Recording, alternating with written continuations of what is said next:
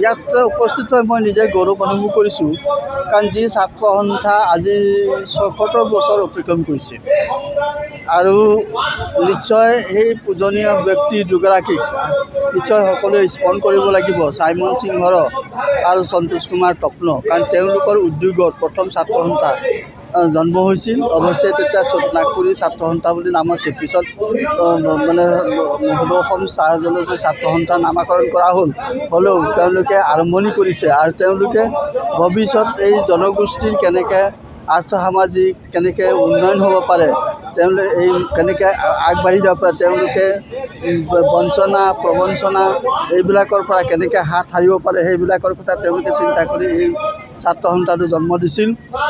আৰু আজি সেই এমুঠি ছাত্ৰ সন্থা প্ৰথম আছিল আৰু এতিয়া আজি হাজাৰ ছাত্ৰ ছাত্ৰী আজি জন্ম হ'ল। আজি জন্ম হৈ আজি এই বৰ্তমানৰ চাহ জনজাতি ছাত্ৰ সন্থাই আজি এক শক্তিশালী পদক্ষেপ লৈছে আৰু এক শক্তিশালী ৰূপে নিজকে প্ৰতিষ্ঠিত কৰিছে। গতিকে এইটো অব্যাহত থাকক আৰু এই ছাত্ৰ সন্থাই যাতে চাহ জনজাতি লোকসকলৰ আজি উন্নয়নৰ কাৰণে সকলো দিশত উন্নয়নৰ কাৰণে মাত মাতিব পাৰে আৰু প্ৰচেষ্টা কৰিব পাৰে, যাতে আমাৰ চাহ জনজাতিৰ লোকসকলৰ মানে শিক্ষিত লোকসকলৰ চাকৰি বাকৰিৰ পৰা আৰম্ভ কৰি অন্যান্য দিশত যাতে আগবাঢ়িব পাৰে, এই চাহ জনজাতি ছাত্ৰ সন্থাই আজি চাব লাগিব। বৃহত্তৰ চাহ জনগোষ্ঠী অসমৰ দ্বিতীয় বৃহৎ জনসংখ্যা থকা এক জনগোষ্ঠী, যি জনগোষ্ঠীৰ চৰকাৰৰ ৰাজকোষত যি কণ্ট্ৰিবিউশ্যন থকা এটাই গোষ্ঠী আছে চাহ জনগোষ্ঠীসকল। এই চাহ জনগোষ্ঠীসকল সদায় গোলামী গোষ্ঠী হিচাপে ব্যৱহাৰ হৈ আছিল। অসমত যদি চাইমন সিং আৰু সন্তোষ কুমাৰ তপ্ন যদি জন্ম নহ'লহেঁতেন, হয়তো মই আজি বিধায়কো নহ'লোহেঁতেন।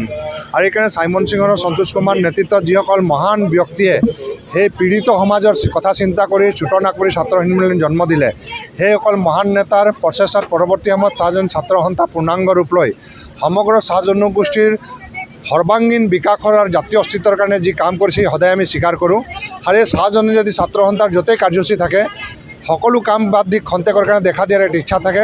চাহ জনজাতি ছাত্ৰ সন্থা কেন্দ্ৰীয় সমিতিয়ে আয়োজন কৰা ৬৭ সংখ্যক কেন্দ্ৰীয় প্ৰতিষ্ঠা দিৱসত এইকাৰণে খন্তেক দেখা দিবলৈ আহিছোঁ, শ্ৰদ্ধাঞ্জলি জনাইছোঁ।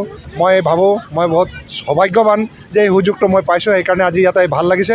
আশা কৰোঁ নতুন প্ৰজন্মই চাহ জনগোষ্ঠীৰ যিসকল নতুন প্ৰজন্ম আছে কেতিয়াও নাভাবিব যে মই এনেকুৱা এটা বেকগ্ৰাউণ্ডৰ পৰা আহিছোঁ, মই সৰ্বা। এইখন পৃথিৱী বহুত জটিল পৃথিৱী। এই জটিল পৃথিৱীত যুঁজিবলৈ আমাক শক্তি লাগিব আৰু এই শক্তিটো হৈছে আমাৰ সমাজৰ শক্তি। এই সামাজিক শক্তি আমি শক্তিশালী কৰিবলৈ চাহ জনজাতি ছাত্ৰ সন্থাৰ মঞ্চত একত্ৰিত হ'বই লাগিব।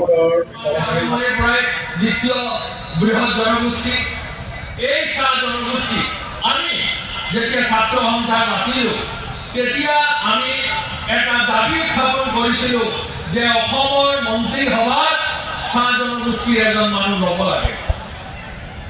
৭০ চনলৈকে কাকো লোৱা নাছিলে। মহেন্দ্ৰ মোহন চৌধুৰীৰ মন্ত্ৰীসভাত ছত্ৰগোপাল কৰ্মকাৰক ডেপুটি মিনিষ্টাৰ লোৱা হৈছিল।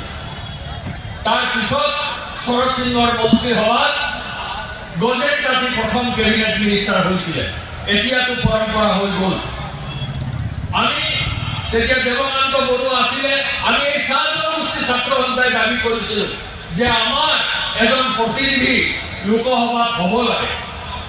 আৰু সেই প্ৰথম এই স্বাধীনতাৰ প্ৰায় ৩০ বছৰমানৰ পিছত ৩০-৩৫ বছৰৰ পিছত আমাৰ হৰেণ ভূমি ডাঙৰীয়াক কোনো ৰাজনৈতিক দলে মনোনীত কৰি তেওঁক সংসদলৈ পঠিয়াইছিলে।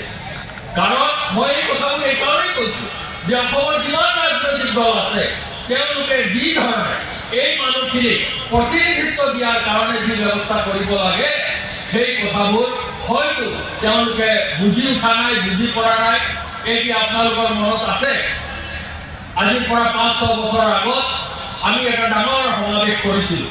মই নিজে ভাগ লৈছিলোঁ আৰু সক্ৰিয়ভাৱে চাহ জনজাতি ছাত্ৰ সন্থাই তাত অংশগ্ৰহণ কৰিছিলে আৰু ডিব্ৰুগড়ত প্ৰায় ২ লাখতকৈ বেছি মানুহ এটা সমাৱেশ হৈছিলে। তাত আছুৰ উপদেষ্টা সমুজ্জ্বল ভট্টাচাৰ্যী, সাহিত্য সভাৰ ডক্টৰ নগেন শইকীয়া, আৰু আমাৰ মৰাণ ছাত্ৰ সন্থা, মটক ছাত্ৰ সন্থা, জাতীয়তাবাদী সকলো লোকসকলে আহি সেই সভাত আমাক যোগদান কৰি আমাক উৎসাহিত কৰিছিলে আৰু তেওঁলোকে কৈছিলে যে এই হাত ভঙা পৰিশ্ৰম কৰা অসম মাতৃক সমৃদ্ধিশালী কৰা এই চাহ জনগোষ্ঠী হ'ল অসমৰ আচল খিলঞ্জীয়া। এই কথাটো সমুজন ভট্টাচাৰ্যও ক'লে, নগেন শইকীয়াও ক'লে আৰু যিসকল আমাৰ ছাত্ৰ সন্থাৰ প্ৰতিনিধিসকল আছে, এই কথাবোৰ কেতিয়াবা কেতিয়াবা আমাক মন কষ্ট দিয়ে, কিন্তু এই কথাবোৰ সঁচা কথা। আৰু কোনে কৈছে? কেইজনমান সকল বিপ্লৱীয়ে এইবোৰ বহিৰাগত মানুহ, এওঁলোকে এগ্ৰিমেণ্টত আহিছে, এওঁলোকে ইয়াৰ পৰা যাব লাগে, এনেকুৱা পাগলামি মন্তব্য কিছু লোকে দিছিলে। তাৰ কাৰণে আজি আমি এই সমাৱেশ পাতিবলগীয়া হৈছে। সেইকাৰণে আমি মিলি যাবৰ কাৰণে চাহ জনজাতি ছাত্ৰ সন্থাৰ নেতৃত্বত এই কামবোৰ কৰা হৈছে। তথাপিও ইয়াৰ যি ধৰণে এপ্ৰিচিয়েশ্যন হ'ব লাগে এইবোৰ কথা হোৱা নাই। আৰু এইবোৰ আৰু ক্ষিপ্ৰ কৰিবৰ কাৰণে, শক্তিশালী কৰিবৰ কাৰণে আমাৰ ছাত্ৰ সন্থা আৰু বেছি শক্তিশালী হ'ব লাগিব। মই নিশ্চয়কৈ আমাৰ ধীৰাজ গোৱালা আৰু আমাৰ সাধাৰণ সম্পাদক জগদীশ বৰাক মই আন্তৰিক ধন্যবাদ দিম যে তেওঁলোকে এটা গতিশীলতা আনিছে।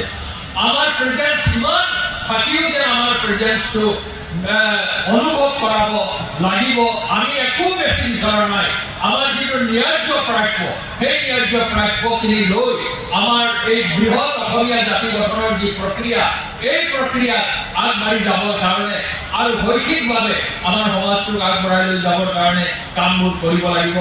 মই শেষত মোৰ ছাত্ৰ বন্ধুসকলক এটাই অনুৰোধ কৰিম, আৰু নিশ্চয়কৈ অন্য মানুহবোৰে বুজিও নুবুজা ভাৱ জোৰে, কিন্তু আপোনালোকে এটা কথা মই কৈ শেষ কৰিব বিচাৰিছোঁ যে আব্ৰাহাম লিংকনে কৈছিলে, democracy is of the people, by the people, for the পিপল।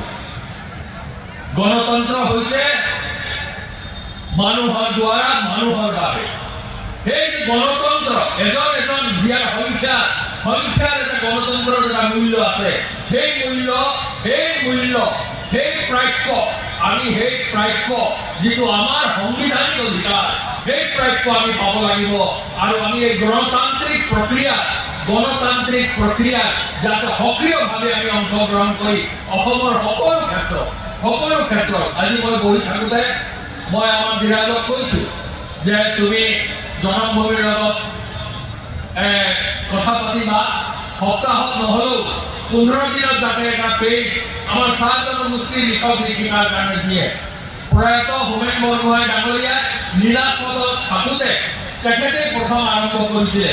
আৰু সেই সূত্ৰে আমাৰ বহুত গল্পকাৰ, কবি, সাহিত্যিকৰ সৃষ্টি হৈছিলে। এইবোৰ প্ৰতিবিম্ব প্ৰতিফলিত হ'ব লাগে। আৰু সকলো মানুহে যেন আমি নিজৰ চেহেৰাটো আইনাত চাব বিচাৰোঁ, সেইধৰণে আমি অসমীয়া সাহিত্যত চাব বিচাৰোঁ। আমাৰ সামাজিক জীৱনত আমাক চাব বিচাৰোঁ। আমি যে আনতকৈ বেলেগ নহয়, যদিও কোনোবা ভাবে বেলেগ বুলি, আমি যে নাভাবোঁ, এই কথাটো নিশ্চয়কৈ উপলব্ধি কৰিব। আৰু এই ক্ষেত্ৰত মই ভাবোঁ একমাত্ৰ আমাৰ যিটো ছ'চিয়েল অৰ্গেনাইজেশ্যন মই কৈছোঁ, আমাৰ চাহ জনজাতি ছাত্ৰ সন্থাই এই ব্যৱস্থাটো ল'ব। আমাৰ বহুত মন্ত্ৰী হৈছে, বহুত আমাৰ